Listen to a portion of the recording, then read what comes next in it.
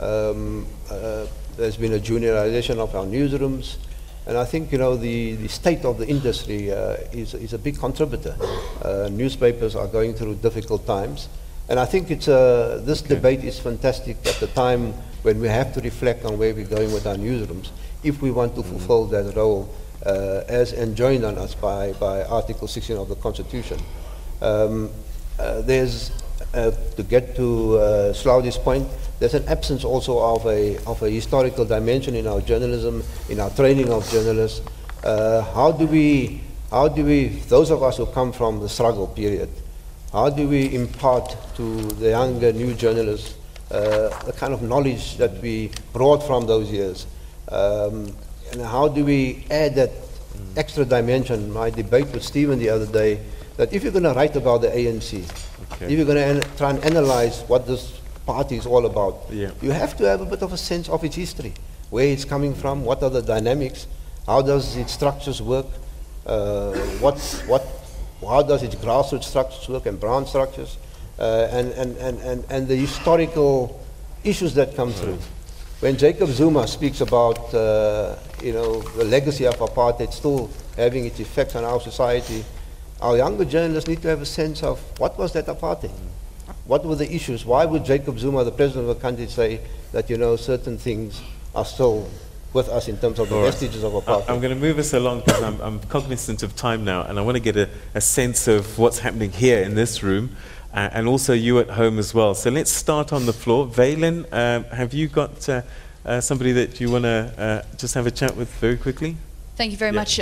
On this table number 5, we'll hopefully get you. I just want to start with Lumko Mtinde. He is a man that was part of the SABC board. He's also a man at the end of March who had to receive an apology from News 24. And as we are looking at what's currently happening at the state of South African media, he's also a good man to speak to. A very good morning to you. Very interesting discussion that we're having. What is your general sense at the moment of where the media in South Africa are at? Good morning and thank you. I think this is a momentum that we should not lose. It boils down to the discussion that has been here in the country since before 1994, when the ANC, from Jabulani to approving a media charter that laid a foundation for what, for example, is included in that charter as proposing an independent regulation of the media. But then the fourth parliament initiated a process to discuss media transformation across the value chain, from printing, distribution, ownership, advertising, research, and also broadly media accountability mechanisms. This talks to that media is power. And for any journalist and any person to say such power must not be managed or regulated, it worries me.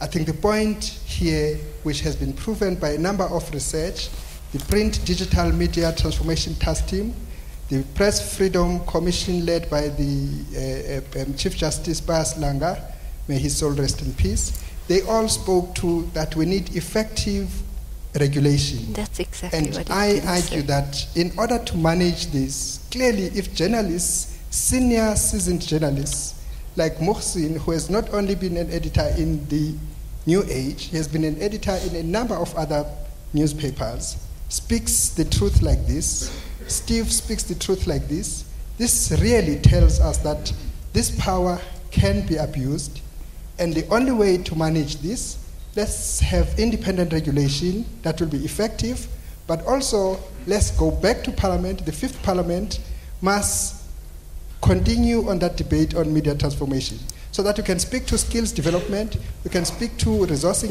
newsrooms, we can speak to content, to language, and the entire elements of media transformation.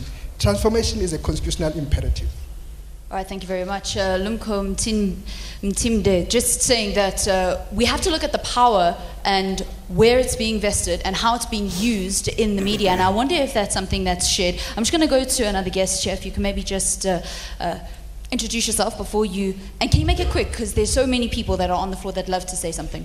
Thank you very much. My name is Alex Mashilo. I just want to directly talk to a point raised by Ferial. about diversity. Ferial, there is a group, a media group in South Africa that controls 60% of daily newspapers, 50% of weekly sales, 70% of magazines, 50% of community newspapers, and that media group is the only pay TV service provider in South Africa. Surely, what you have said earlier on to say that there is diversity is completely opposite to the truth. It is a reflection of the denialism that is currently in charge of our newsroom. And the last point I would like to make, some few weeks ago, the Citizen, your political editor, published a column in which he wrote about the SACP, and we requested the right of reply. He quoted the EFF in that column.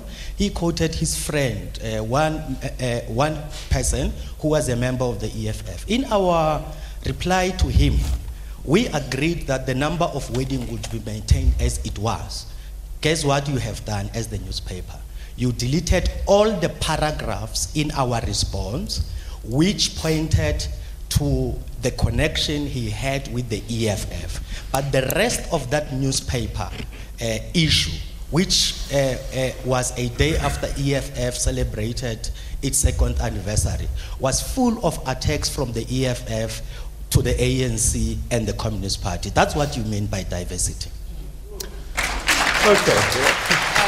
Peter, I think we're going to have to get a response from the panelists. Yes, indeed. All right, so I think, Ferial, you were mentioned by name, and then we'll just get a couple of comments, and then we'll take a quick break and start getting more questions from you at home and also from the floor. So, diversity. We've got these big companies that own a chunk of the media. Your thoughts? Can I step back for one moment and say that I think the gold standard in the world, the global best standard, and South Africa sets itself up right up there, is to have independent media. You can't have independent and free media that is at the same time regulated. Those two things are in binary opposite with each other. So we either have to choose the one or we have to choose the other. You cannot have freedom with a regulated, state-regulated media, and I think that's it's not a debate, it's simply a fallacy. As to the question of diversity, absolutely. I mean, Alex is right. We need more diversity. I would argue that, in fact, we have a great deal more diversity. The era of social media makes each of us in this room, every one of us out there, our own publishing house. Because of access, rapid access, barriers to entry coming down. We're sitting here at a new age SABC panel. I would argue that that's an example of the fracturing of the old ways. Rapid fracturing, and you're going to see much more of that as we go into the next 5, 10, 15 years. Stephen Grootes? Thank you. I mean, quite a few things. I mean, firstly, when you look at who the dominant player in the media is, it's not News 24, it's the engine room of our media, if you like, is Hlaudi Motsoeneng, sitting over there. Because it's the SABC. I mean, there's no argument about this. The SABC absolutely has the dominant place in our media. It is the most influential and important organization. On the issue of objectivity and impartiality, I can't speak for anyone else, but I can speak for myself when I say I've never, ever claimed to be impartial and objective. I never have. You won't see a quote from me saying that. And if you do, it'll be a single-sourced quote. But what I would like to say is that if you are going to write and report, you need to be fair and you need to be honest. You need to say, if it's a long opinion piece, this is what I think. Or refer people to places where they can find out what you think. You need to be honest. And then you need to have the other side within your commentary. You absolutely do. Radio is very different. Radio is regulated, and we have to be fair and objective in that, and that is what happens. But I would also like to say, when we talk about, Mr. Williams talking about the history of the ANC, you know, to understand the structures, well, I mean, to understand what is going to happen at an ANC conference now, you need to understand provinces and regions. That's by and large how it works. Those structures didn't all exist before 1990. I mean, how much history do we need to have? And one last history point I'd like to make is, I'm fairly certain it was Alistair Sparks, who was called in front of what was then an independent press regulator after the reporting on the death of Steve Biko, and told to retract it, even though we now know that he was right. So, you know, when we look at regulation, we have to be very, very careful. Our past has regulated media within it, and we need to look at some of that as well. All right, okay. We'll come back to you, all of you, after the break. We have to take a quick break, and when we come back, I really do want to get to the floor. There are a lot of people that have been affected by the media in one form or another, and we want to get their thoughts as well. So stay with us at Morning Live SABC. Send your tweets. We're going to start getting through those as well right after this.